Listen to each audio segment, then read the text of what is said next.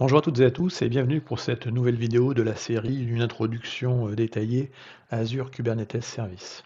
Donc je le rappelle, hein, cette série de vidéos vous permet d'explorer le monde d'Azure Kubernetes Service, le service qui permet d'instancier du coup des clusters Kubernetes dans Azure, qui contient aujourd'hui une foultitude d'options, et l'idée c'est vraiment de faire une introduction très exhaustive de l'ensemble des options disponibles pour déployer ce type de service. Et en l'occurrence ici, dans cette vidéo, je vais me concentrer aux différentes options permettant de déployer les clusters AKS dans Azure. La carte mentale que j'utilise ici est disponible directement en lien dans la description de cette vidéo. Et puis vous retrouverez également dans la description de cette vidéo le lien vers la playlist qui contient l'ensemble des vidéos, il y en a à peu près une douzaine, sur les différents sujets consacrés à AKS. Donc du côté du déploiement, on veut utiliser un cluster, un ou plusieurs clusters AKS, eh bien on va avoir un choix finalement assez large en termes d'outils pour déployer tout ça. Alors, en gros, tout va dépendre quelque part finalement de la manière dont on va déployer. Est-ce qu'on va apprendre une approche impérative, qui est, on va dire, une option, et donc dans une approche impérative, on va pouvoir utiliser, alors simplement quand on débute sur le sujet, on va pouvoir utiliser le portail d'Azure. Donc dans le portail d'Azure, rien de vraiment très compliqué, hein. Soit directement, on va taper Kubernetes dans la zone de recherche ici, et donc on arrivera, hop, voilà. Kubernetes, et on peut arriver directement dans la partie Kubernetes Service, et puis on arrive ici, on voit nos clusters, et ensuite on fait create a cluster, tout simplement. Et puis ensuite on remplit les différentes, les différentes options qui sont disponibles. Donc vous voyez qu'il y en a quand même pas mal. Enfin, il y a quelques éléments quand même.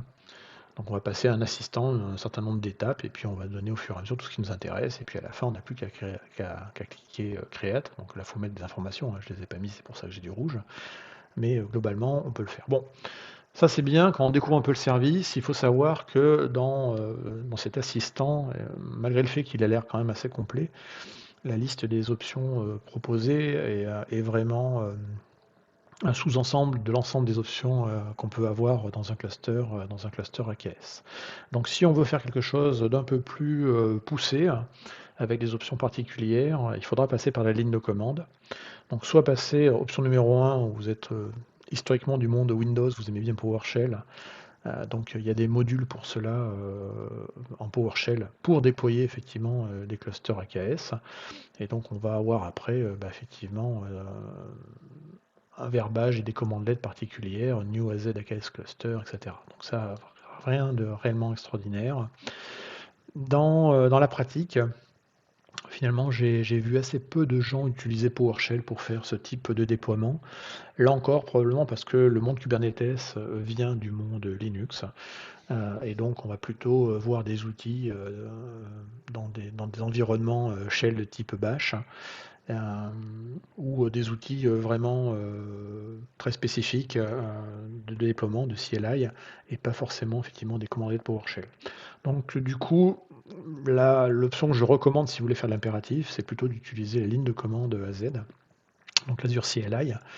Et donc dans cette ligne de commande, là pour le coup, vous avez tout ce qu'il faut. Alors si on va regarder derrière la ligne de commande AZAKS, et puis ensuite vous avez toutes les options derrière, il y a une foultitude d'options, vraiment. Vous voyez que là je défile, et là on est juste sur le premier terme, voilà. Et il y en a, et il y en a, et il y en a beaucoup. Vous voyez que le petit déroulé, ouais, vous avez des exemples derrière. Donc si vous voulez créer un cluster Kubernetes, la première option ce sera la Z AKS, bien entendu, Create. Et là, du coup, on voit les différentes options qui sont disponibles. Un petit peu zoomé. Alors, je vais aller un peu vite. On va revenir sur le Create, qui était quelque part par là. Voilà.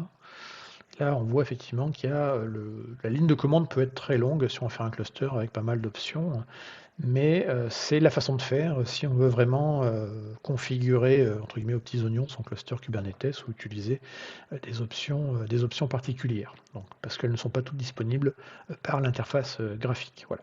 Donc là, l'avantage après, c'est qu'une fois que c'est bien scripté, qu'on fait passer les bons paramètres, globalement, on a un résultat qui est plutôt bon. Chose importante également à savoir, c'est que si vous voulez tester des nouvelles fonctionnalités d'AKS, AKS évolue en permanence, et au passage, il est bon de connaître le GitHub. Donc github.com/azure/AKS, si je me rappelle bien. On va remettre sur la page et pas la release. Voilà. Et donc ici, vous avez donc effectivement tout le détail avec le changelog qu'il peut y avoir sur AKS.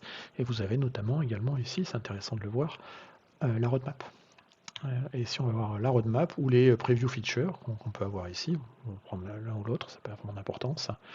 On voit ce qui est actuellement en public preview par exemple. Et les choses qui sont en public preview sont généralement toujours activables par la ligne de commande Azure CLI.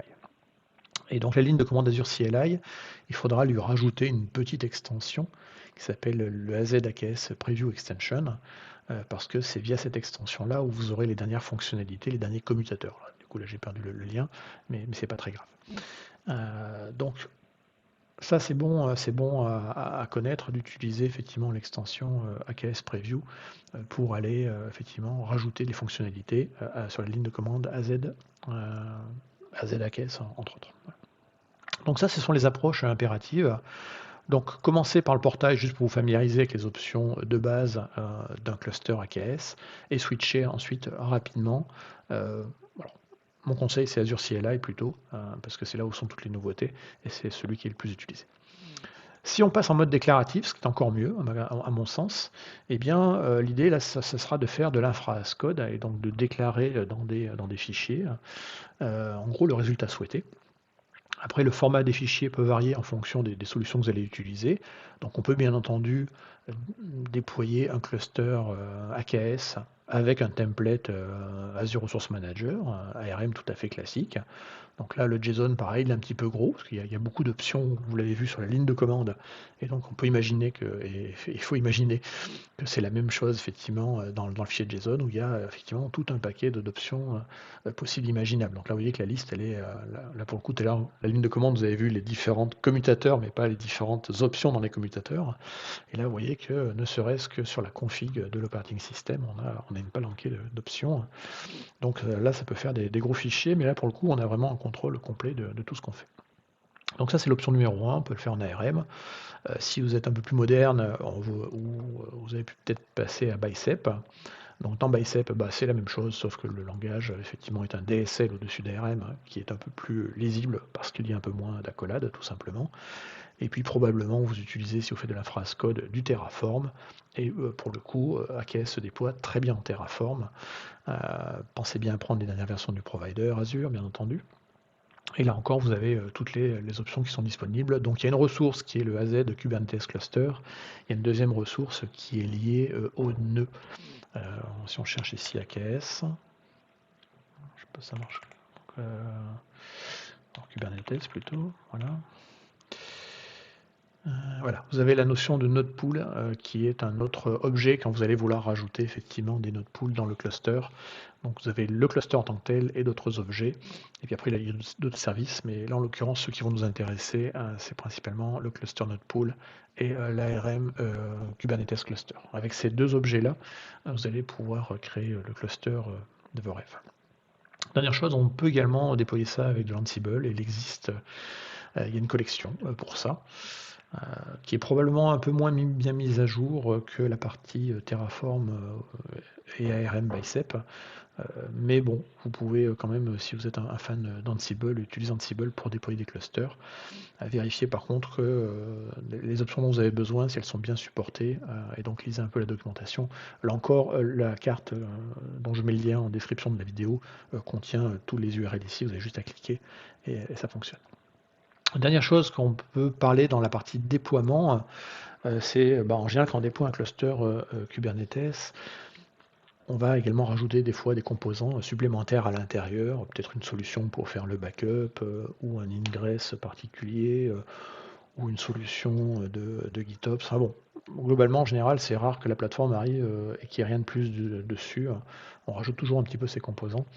Il faut savoir que si vous scriptez, vous avez le droit également d'utiliser la commande azaks, commande invoke, qui va vous permettre en fait, au travers de la ligne de commande Azure, d'aller déclencher en fait des commandes shell dans le cluster. Donc des commandes shell en gros avec un kubectl ou un Helm pour déployer des choses. Voilà. Ensuite, pour commencer, moi, il y a deux ressources que je trouve super intéressantes à connaître. Bon, le premier, c'est les samples. Donc, quand vous allez dans le GitHub qui s'appelle github.com/azure-samples, vous avez plein d'exemples qui vous permettent de faire des démonstrations, d'évaluer des produits. Donc là, j'en ai pris un par hasard qui est le sample pour créer un cluster AKS avec une NAT gateway et un ingress controller qui s'appelle Agik. Mais en fait, si vous remontez, vous faites simplement une recherche ici sur AKS, alors on va remonter dans Azure Sample, voilà. Azure Sample, on va le refaire.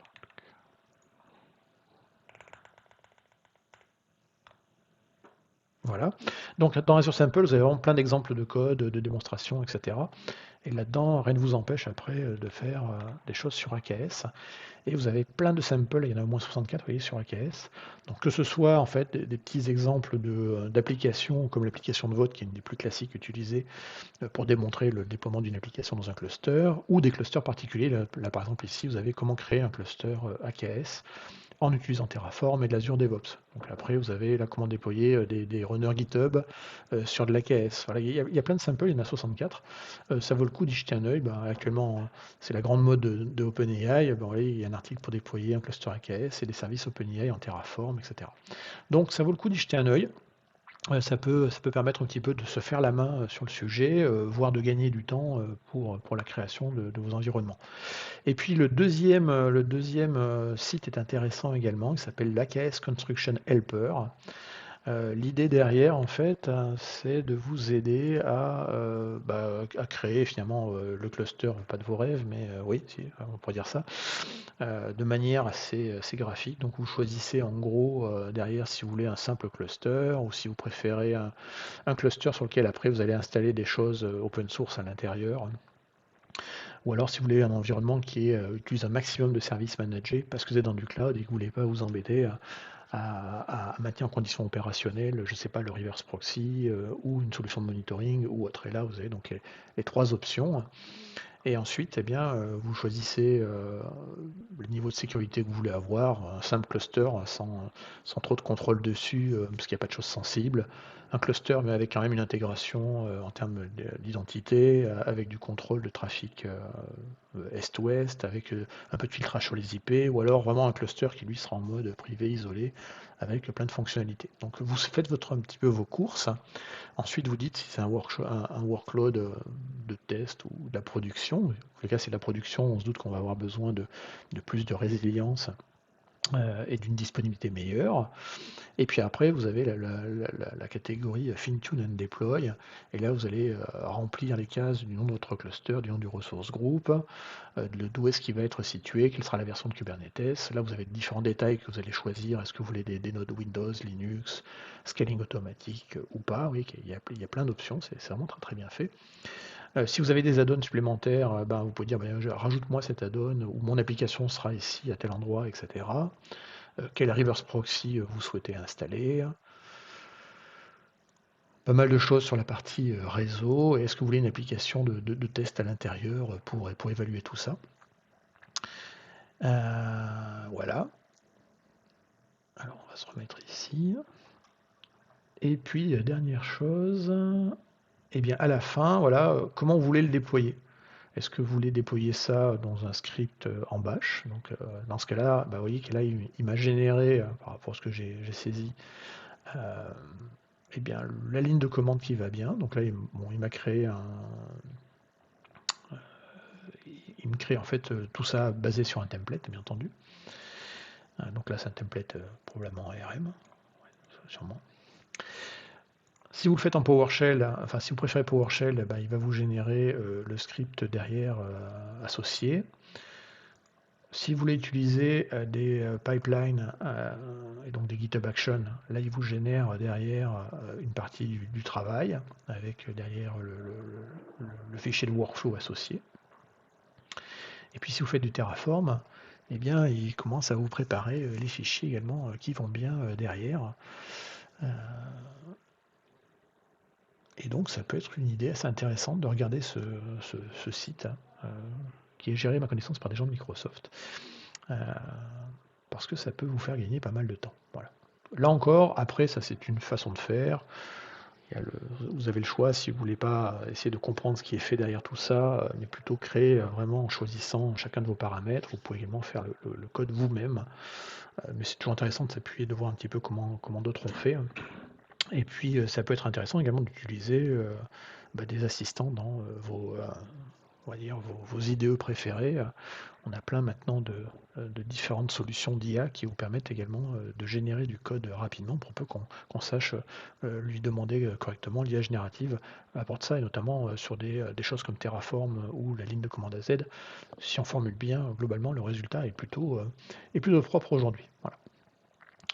On a fait le tour de ces différentes options de déploiement d'un cluster AKS dans Azure, donc impératif ou déclaratif, graphique ou ligne de commande, infra as code, et puis après les sites de sample et plus le générateur de code.